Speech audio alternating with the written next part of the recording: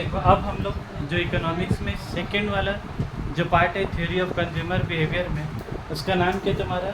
Cardinal ordinal utility analysis. Ordinal O R होगा ना, cardinal तो पहले ही वाला का नाम था, इसका नाम तुम्हारा क्या होगा? Ordinal utility analysis. उस समरी वाला भी पार्ट में देखो उधर लिखा हुआ है, एक तरफ कार्डिनल और दूसरा तरफ तुम्हारा ऑर्डिनल। मैंने लोग कार्डिनल और ऑर्डिनल में क्या फ़र्क क्या बोला था? कार्डिनल वाले में कौन बताया था? Alfred Marshall. और ऑर्डिनल वाले में कौन बताया? तुम्हारा हिग्स एंड एलन। हिग्स का स्पेलिंग बोल सकोगे? तुम लोग को बोला था कैसे याद रखोगे? विक्स का क्या स्पेलिंग होता बोलो? VICK। तो हिग्स का स्पेलिंग क्या होगा? बजे चाहे सी के, ठीक है, ऐसे भी याद रखोगे तुमको क्या विक्स से तुमको हिग्स का नाम याद रहेगा, ठीक है। तुमको एक बात बोलो, अल्फ्रेड मार्शल और हिग्स एंड एलन में क्या फ़र्क होता है इधर? अल्फ्रेड मार्शल क्या बोला था कि utility can be measured in terms of money, और दूसरा क्या बोला था? Utility can not be measured in terms of money. तो सर पहले वाला अपना चाहत को किस में नापेगा? लोग रुपया में नापेगा। और दूसरा वाला आदमी अपना चाहत को किस में नापेगा? तुम्हारा प्रेफरेंस में नापेगा। दूसरा आदमी किस में नापेगा? तुम्हारा सिर्फ प्रेफरेंस में। मतलब वो ये बात बोलेगा कि ये अच्छा है और ये ख़राब है। मतलब सेकंड वाला क्या बोलेगा?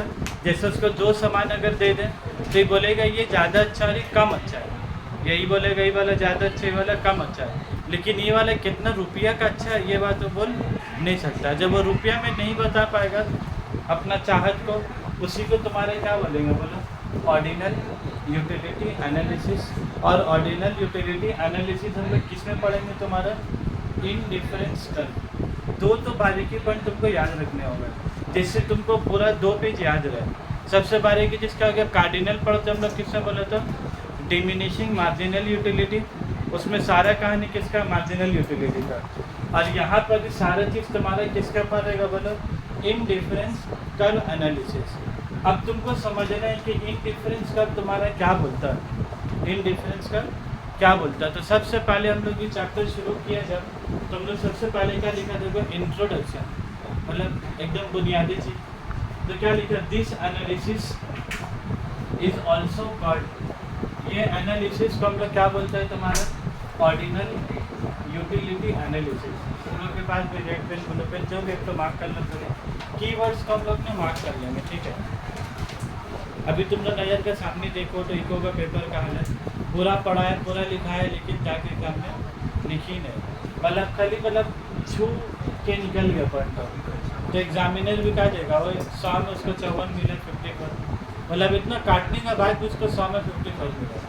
सोचो अगर पूरा पूरा पॉइंट लिख दिए जैसे जैसे लिखा है, 70-80 तो क्या आराम से ही ला सकते हैं।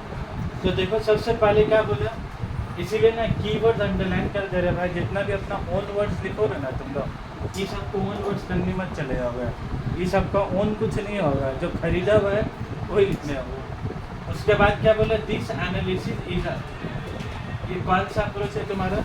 Modern approach. तो तुमसे पूछेगा right a short note on modern approach. तो मॉडर्न अप्रोच मतलब कौन सा अप्रोच हो गया तुम्हारा? बोलो ऑर्डिनल यूटिलिटी एनालिसिस। तो ये वाला हो गया मॉडर्न अप्रोच, ये वाला हो गया मॉडर्न अप्रोच। तो वाला तुम्हारा क्या होगा? ट्रेडिशनल अप्रोच, ठीक है। और इसको मॉडर्न अप्रोच के साथ ही साथ ये लोग क्या बोला तुम्हारा? वो एनालिटिकल अप्रोच। उसके बाद फिर क्या बोला? ये वाला मेथड देखो क्या बोला है? More realistic method. ये वाला मेथड तुम्हारा क्या? मोर रियलिस्टिक मेथड है। वो उसके साथ झमेला क्या था? बोलो मार्जिनल यूटिलिटी में क्या झमेला था? ये लोग बोल रहा था हर चीज़ को नापने, मतलब एक सामान खाया, कमोडिटी यूनिट कंज्यूम किया तो 100 यूटिलिटी मिला कि 1800 यूटिलिटी मिला। ये बात तुमको सब क्या बोल रहा था? लोग मेजर करने। तो वो क्या पॉसिबल है? हर चीज़ को नाप सकते हैं इंसान रुपये में? ये बोल सकता है ये अच्छा है, लेकिन कितना रुपया का अच्छा है ये बात कैसे बोलेगा कभी? तो इसीलिए ये वाला मेथड को लोग क्या बोल रहे तुम्हारा? More realistic method. और रियलिस्टिक होने के पीछे वजह क्या? कोई भी इंसान 2 कमोडिटी अगर कंज्यूम करेगा तो वो ये तो कम से कम बोल ही सकते हैं कि ज़्यादा अच्छा लग रहा है, ये कम अच्छा। मान लो अगर 3 सामान है तो ऐसा बोलेगा ज़्यादा अच्छा लग रहा है, उससे कम ही अच्छा लग रहा है, उससे कम चाहिए। तो यही जो इस ऊपर रख के इसको नीचे रख के फिर उसको नीचे, इसी को तुम्हारा क्या बोलेगा? बोला तो ऑर्डर ऑफ प्रेफरेंस। इसी को कीवर्ड्स में क्या बोलेगा तुम्हारा, ऑर्डर ऑफ प्रेफरेंस। और ऑर्डर ऑफ प्रेफरेंस तुम्हारे किस में रहेगा, इंडिफरेंस कर्व एनालिसिस में। ऑर्डर ऑफ प्रेफरेंस किस में रहेगा, इंडिफरेंस कर्व। ठीक है बस। अब पॉइंट नंबर 5 देखो क्या बोला, फॉर दस ordinal utility analysis is based on. तो ऑर्डिनल यूटिलिटी एनालिसिस वो किसके बुनियाद पर है बोले, is based on indifference curve analysis. तो एक टॉपिक में तुमको एक ही बात याद रखना है, क्या बात बोला था, ये रियलिस्टिक मेथड है, ये मॉडर्न अप्रोच है, और इसका नाम तुम्हारा क्या बोला, ऑर्डिनल यूटिलिटी। और ये बेस और ये वाला कंसेप्ट किसके बुनियाद पर है, is based on indifference curve analysis.